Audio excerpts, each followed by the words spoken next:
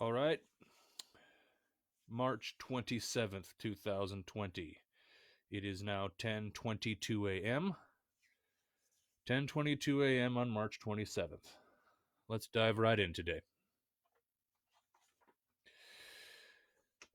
When I printed out the numbers for cases here in the state of Washington, I was kind of startled by it this morning. We've got now 3,207 positive or confirmed cases of COVID-19 in the state of Washington, and our death toll is up to 147. 147 people in the state of Washington have now died because of COVID-19, and again, we're up to 3,207 positive or confirmed cases. Now, it seemed like a bit of a jump, and I just want to review figures from yesterday. And again, I'm pulling these numbers from the Washington State Department of Health on their website. They don't seem to update in real time, but as of when I did my broadcast 24 hours ago, we were at 2,580 confirmed cases and 132 deaths. So in the last 24 hours in the state of Washington, we've lost 15 people, and the numbers have jumped up 600. Well, I didn't do the math, but from 2,580 all the way up to 3,270. That's about 623 people. My mental math is not that sharp, but yeah, it's a significant increase in the span of 24 hours. Also, the United States yesterday was in third place for the most people testing positive for coronavirus at 78,082. As of today, unfortunately, we've jumped all the way up to number one. The United States is now reporting 93,415 positive or confirmed cases, and we're sitting at 1,385. The United States now has the most people of any country in the world testing positive for COVID-19. Again, those numbers are 93,415 with 1,385 fatalities. We went from being in third place to being in first overnight, literally. Italy still has the highest mortality rate. Their numbers, as of when this was printed, which was either early this morning or late last night, Italy had 86,498 and 9,134 fatalities. So over a 10% mortality rate as compared with us. I didn't do the math. Whatever 1,385 over 93,415. Well, let's figure out what that number is, because why not, right? Let's see here. 1,385 divided by 93,415. A 0.0148 mortality rate. So, well, I guess that's 1.4 or 1.5% mortality rate in the United States, as opposed to over 10% in Italy. I've still not yet done enough reading to comment on exactly what the conditions are in Italy to translate to such a high mortality rate, but that is startling. In third place now for number of confirmed cases is China. They are sitting at 81,340, and they are sitting at 3,292 deaths. Let's look at that number, huh?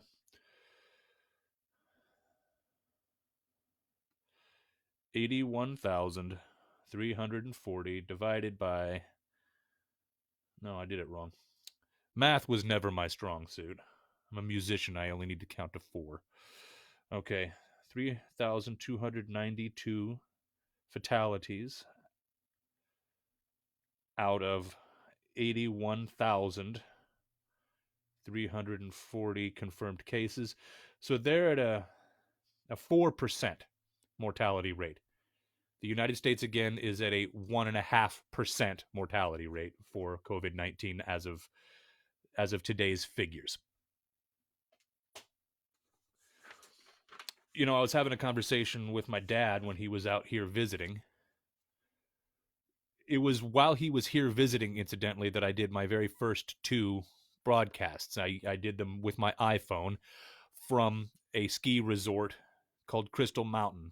Um, and it was while we were there that they shut everything down, and that then we raced down to White Pass the following morning. But anyway, while we were on the road between resorts, we were talking about all this, and he anticipated a dramatic increase in the number of reported cases due to the fact that the testing had been increased so aggressively. And so many cases which had not yet been identified were then identified, and that, as he anticipated, has led to a dramatic increase in the number of reported cases. So some of this was to be expected, but the fact that it's increased so much, and New York remaining the epicenter, I don't have their figures right now, but last I looked, the New York City metropolitan area accounted for over half of all United States cases. The situation here in Washington is nowhere near as severe as what's going on in New York, for which I'm very thankful, and yet we still remain among the top three worst affected states as far as I'm aware. So again, here in Washington, we are now at 3,207 cases and 147 fatalities. And a good friend of mine and a band member, Shane, from my group Ancestors of God, sent me a link. The lead vocalist of Rammstein, who's been a sort of a guilty pleasure and favorite band of mine ever since the Family Values tour of 1998, he has tested positive and is in the intensive care unit at a hospital. This is from revolvermag.com. As the coronavirus pandemic continues to wreak havoc around the world, numerous heavy music artists have been hit with the illness, including Testament's Chuck Billy, Death Angel's Will Carroll, and Crown the Empire's Brandon Hoover. Count among those to fall sick Rammstein frontman Till Lindemann. According to German newspaper Bild, the singer is currently in the intensive care unit at a Berlin hospital. On March 15th, Lindemann played a show in Moscow with his eponymous side project. How do you pronounce that word anyway? He's got a side project outside of Rammstein, which is just his name. I've watched a little bit of it. It's heavy music. It's obviously got a bit of a different flavor from Rammstein. But anyway, he played a show in Moscow, at which point the outbreak had already begun across the globe. According to the report, the singer was hospitalized shortly after he returned home to Germany due to an extremely high fever. He eventually tested positive for coronavirus and was immediately sent to the ICU, where he is now under quarantine. While Lindemann was in critical condition, the report adds that the vocalist is, quote, currently feeling better and his life is no longer in danger. Thank God. Rammstein's been doing this insane stadium tour. I've seen a lot of footage from dates throughout Europe, and the stage is as tall as a 7-story building. It's so elaborate. They have a new self-titled record out. I guess it's their first record in at least a decade. It's a fantastic record in every way. It's just great. And now they're touring this stadium tour. Now, I've not personally seen Rammstein in concert. I've seen tons of video footage going all the way back again to video that was filmed in 1998 while they were on tour with Korn, Ice Cube, Limp Bizkit, Orgy, Incubus for the Family Values '98 tour. They've always been so professional with what they do. Their concerts, the musicianship is there, the theatrics are there. Even people who don't like Rammstein and who don't even like that genre of music, who've been fortunate enough to see Rammstein perform, have come away from it saying, "My God, that was the best show. That was the greatest show I've ever seen." Their stadium tour was to come here to the United States, and perhaps it still will. There is a date booked in September in Los Angeles. I had been planning to fly down to Los Angeles in September to see this show. I have a twin sister, hi Christy, living in Los Angeles. I was going to use it as an opportunity to celebrate my 40th birthday, to visit my twin sister, and to see Rammstein perform. I'm glad that he's feeling better, obviously, so that I can go see Rammstein, but more importantly, so that his life is no longer in danger, so that his friends, his bandmates, his family don't have to suffer the worst of what coronavirus can bring to someone's life. So I'm glad that he's feeling better. But that's the nature of this thing. You know, we've got many prominent artists and entertainers, politicians, etc., who are affected by this, and we're starting to see more and more of that emerge in the news. Now, with that in mind, I want to jump over to Washington, D.C. information right now, news from Washington, D.C. There still remains to be passed into law the coronavirus stimulus package, the one that I've been detailing over the last couple days, that is promising at least $1,200 to each individual person, and a bunch of other things, including the $600 per week additional unemployment insurance payments. And it passed the Senate unanimously. Now it's over in the House. And as I predicted, there is a little bit of drama going on in the House. I am not totally solid on exactly how this works, but in order to pass it through the House of Representatives, people were optimistic that a voice vote would be all that was required to pass this thing through the House of Representatives, where the speaker would call a voice vote, all in favor and all opposed, and whichever side was deemed in their judgment to be the loudest would win, and that would just speed this thing right on through. Unfortunately, that particular method of passing this through the House has now been frustrated by one congressperson who is essentially going to, according to him and according to his social media, demand a quorum vote, which requires a certain number of representatives to be present in the House. And they don't have enough people in attendance in the current House session to be able to do that.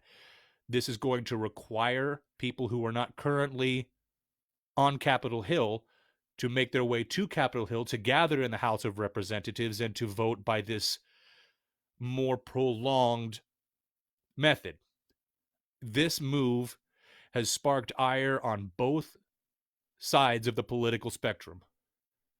Amusingly, former presidential candidate from 2004, John Kerry, for the Democrats, his reaction to this has been kind of funny. He's gone to Twitter and he's said that this particular congressperson has tested positive for being an asshole, and that he must be quarantined to prevent the further spread of mass stupidity, and that he has now given new meaning to the term masshole. Even the president himself laughed at this and tweeted out that he didn't know that John Kerry had such a good sense of humor and that he was very impressed. This move on the part of this particular congressperson is nothing but grandstanding, nothing but an attempt to get publicity, nothing but an attempt to draw attention to himself. And it's completely counterproductive because this legislation is all but certain to pass. So what he is doing is not going to change the outcome of this. All it's going to do is prolong the process and bring a lot of people in Congress together into that chamber, potentially endangering people to be exposed to coronavirus. And it's absolutely unnecessary. I don't even know exactly how to characterize it. It makes no sense to me. It makes no sense. Um, so let's talk a little bit about who this individual is. We're talking about Congressman Thomas Massie. This is from his personal website. United States Representative Thomas Massie entered Congress in November of 2012 after serving as Lewis County Judge Executive.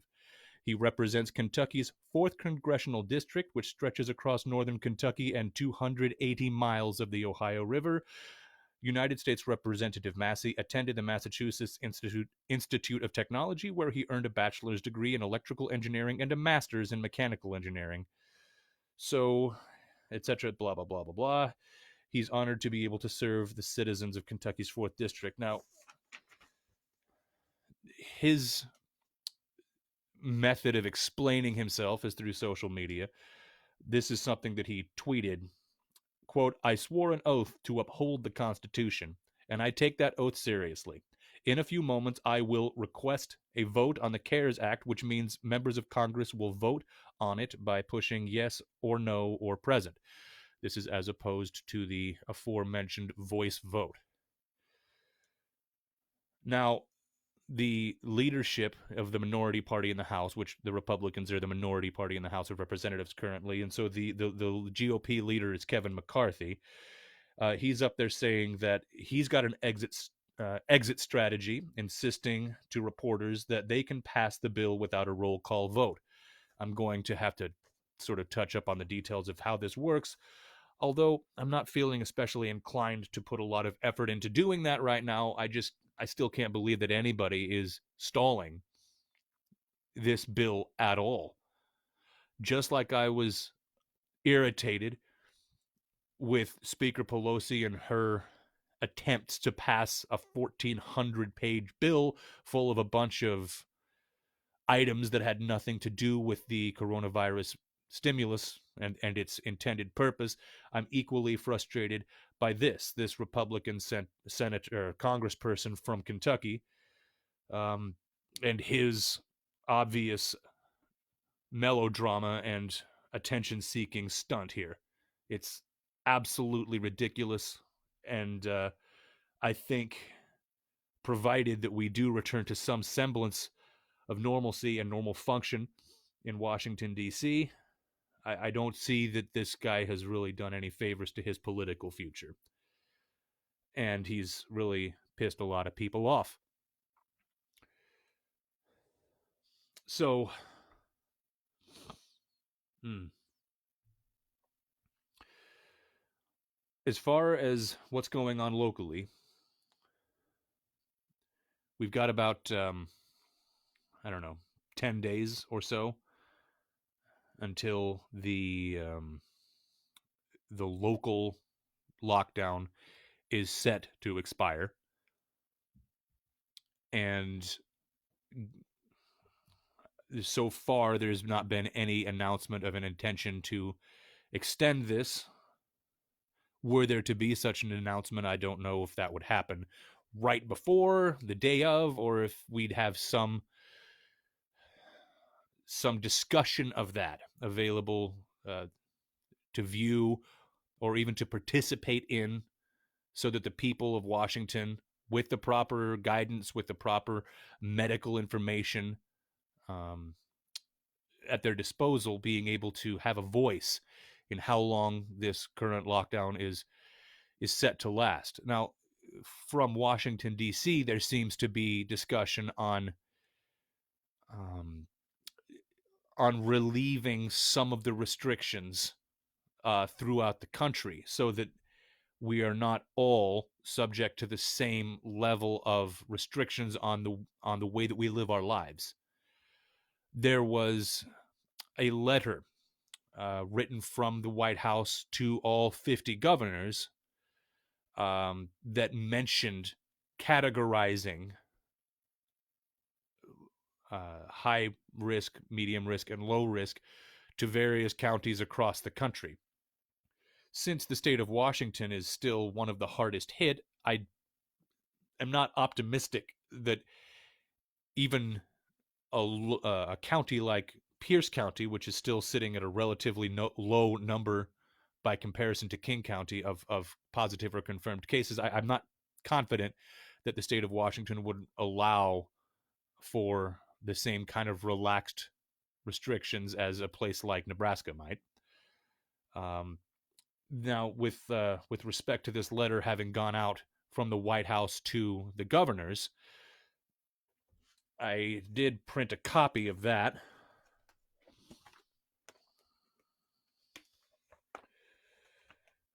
Okay.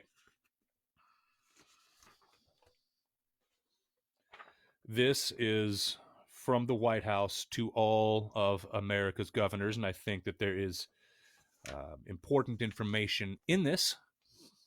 As you know, on March 16th, 2020, I, being the president, published my coronavirus guidelines for America. States, localities, and citizens across our country have responded to this call to action in full force, making tremendous sacrifices to support our national effort to defeat the virus. I want to thank each of you, along with your frontline responders and essential workers, for stepping up to help America confront this unprecedented global pandemic. Together, we are proving that no challenge can match the indomitable strength, ingenuity, and determination of the American people. There is still a long battle ahead, but our efforts are already paying dividends. As we enhance protections against the virus, Americans across the country are hoping the day will soon arrive when they can resume their normal economic, social, and religious lives. In furtherance of this shared goal, my administration is working to publish new guidelines for state and local policymakers to use in making decisions about maintaining, increasing, or relaxing social distancing and other mitigation measures they have put in place. This is what we envision. Our expanded testing capabilities will quickly enable us to publish criteria developed in close coordination with the nation's public health officials and scientists to help classify counties with respect to continued risks posed by the virus. This will incorporate robust surveillance testing, which allows us to monitor the spread of the virus throughout the country. Under these data-driven criteria, we will suggest guidelines categorizing counties as high risk, medium risk, or low risk.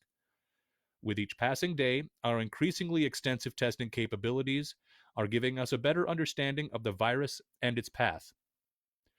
As testing gives us more information about who has been infected, we are tracking the virus and isolating it to prevent further spread. This new information will drive the next phase in our war against this invisible enemy. The virus has inflicted a heavy toll on our country.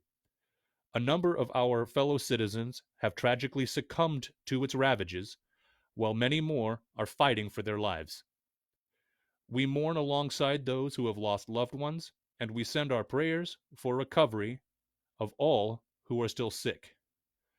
In their honor, we pledge to marshal every resource and the power we have to overcome and vanquish this threat. Through it all, I am deeply inspired by the unflinching dedication of Americans in every state who are rallying together to defeat the virus. I look forward to witnessing that same boundless spirit drive our recovery and quickly return us to the path of exceptional health, safety, and prosperity for all our citizens. That, again, is a letter from the President of the United States to all state governors from yesterday, March 26, 2020.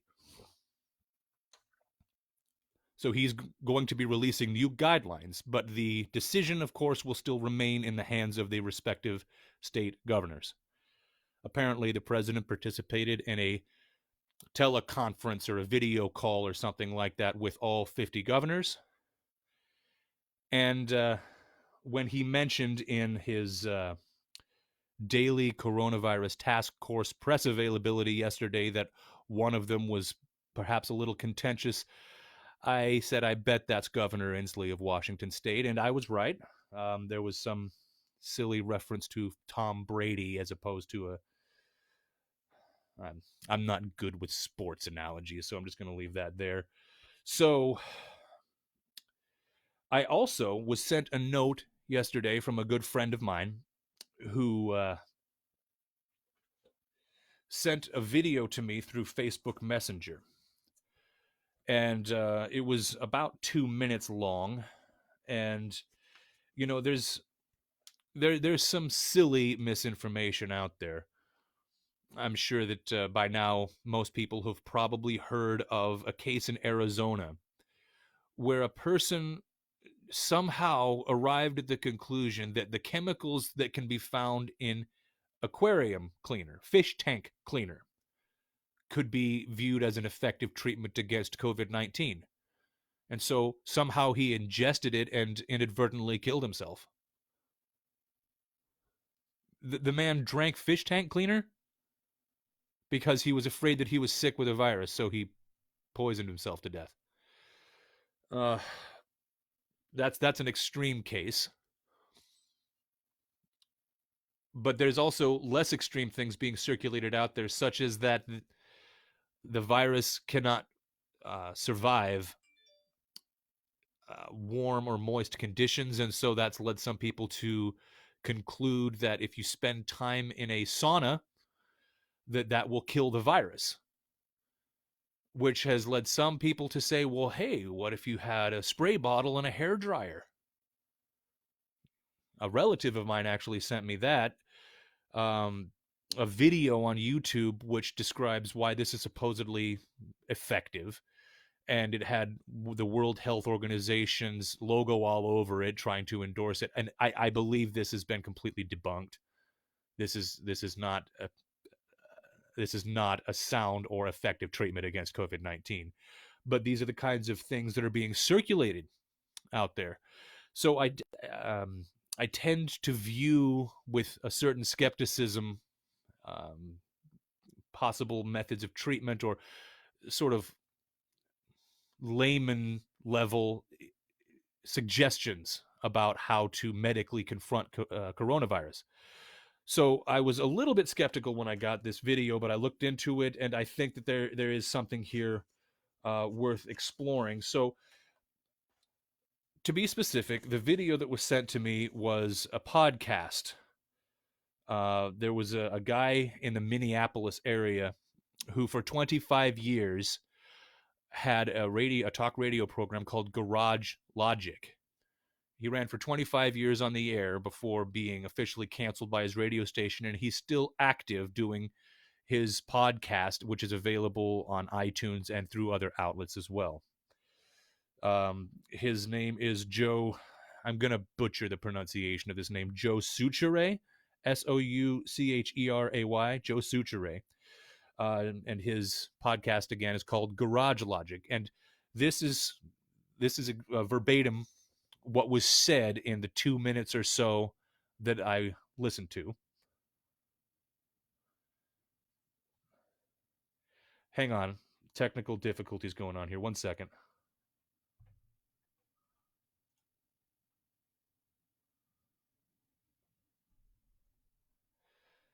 Okay. Don't know what that was all about. So, again, this is coming from the Garage Logic podcast. I believe it was yesterday. And I'm going to quote this directly. Second bit of news. I just got this from a very trusted friend of mine who's a doctor, and it's been copied to literally dozens and dozens of doctors. And it reads as follows, quote, I confirmed the info along with my cousin Arash. This is how it was said in the podcast. I assume that he's referring to Asha Anandaya, who is the program director of the pulmonary department at the Harvard Medical School and Hospital.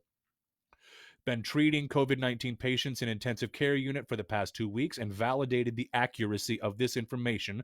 Please send this to as many people as you can. This information might save lives. Stay home, well, and safe. Information from Vienna's laboratory studying COVID-19 say vast majority of people who died had ibuprofen Advil in their system. Do not take it. Those who recovered did not take ibuprofen. So if you have symptoms, take paracetamol, acetaminophen, Tylenol only. It looks like this virus thrives on ibuprofen, so don't do it, and tell everyone you can. Please pass this information on to everyone in your family, each family. I don't want to miss anyone, so share as much as you can or copy and paste. I just spoke with my friend who is a nurse in Vancouver, and they just learned that Advil makes the virus 10 times worse. Tylenol only for the time being. She said Advil kickstarts the virus into pneumonia. And incidentally, Till Lindemann from Rammstein was in the ICU, as that press release said, with coronavirus and with pneumonia. So again, Advil kickstarts the virus, according to this information, into pneumonia. She also said they are not releasing the correct number of cases on the news, and they have patients coming in every day, some currently on ventilators. Soon, they won't have enough room in the hospitals to treat patients, and they will have to turn people away. They have canceled all surgeries to use the ORs for available ventilators, but it still won't be enough. She also said she found people in their 40s and 50s who were previously healthy to be on ventilators and having major difficulty breathing because they took Advil. So according to this information, which again was released in a podcast from Joe Suchere, I'm sorry if I'm mispronouncing that, from Garage Logic, the name of his podcast, Advil and ibuprofen should be avoided. If you are symptomatic in any way, if you believe you might possibly test positive for coronavirus, do not take Advil according to this information because it could make it a lot worse. Now, I did what I could to corroborate this information, and what I've come up with, this is from today.uconn.edu. I'm assuming this is a release from the University of Connecticut. Medication in the time of COVID-19, listen to the experts. And I'm not going to read this entire thing to you, but I did find information about ibuprofen and COVID-19 within this press release that came out just yesterday. So it was in the form of an interview, and the question is, why all the noise about ibuprofen and COVID-19?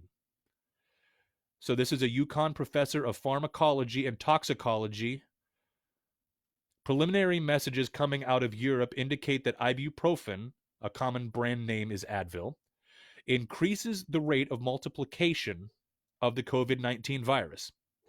A study published in The Lancet indicates ibuprofen can increase the amount of ACE2 that cells make.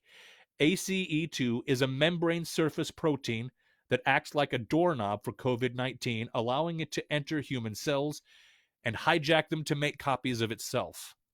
We don't know if other non-steroidal and anti-inflammatory drugs such as aspirin also increase ACE2. A follow-up question: is this really a big deal? How worried should I be about taking ibuprofen if I have a fever and think I might have COVID-19? And then this is from another professor of toxicology at the same university, Jose Manotao. Sounds like he might be from the Philippines. Fever is a normal compensating mechanism in our bodies to help us fight infections. It's not necessarily bad to have a fever. However, uncontrolled fevers with very high temperatures can lead to mental dysfunction, convulsions, and even coma. We do not yet know how worried to be about ibuprofen. You can take acetaminophen instead, which Tylenol is a good example of that. It's good for fever and pain, but do not take higher than the recommended dose. If you take too much acetaminophen, you can damage your liver. Acetaminophen is the number one cause of acute liver failure in the United States. It If risk factors are present, if you've been drinking alcohol or are malnourished from not eating because you're sick, toxicity can happen at doses lower than what is normally considered to be toxic, in some cases at doses within the therapeutic margin. If the recommended dose is not sufficient and you still have a fever, do not take more. Consult your pharmacist or physician. And then if somebody wants more detailed information on treatment options, it's just essentially recommending UConn pharmacy faculty have put together a detailed information sheet aimed at healthcare professionals. So I don't know if that information would be easily digestible by a layperson such as me. But so there we do have some corroboration.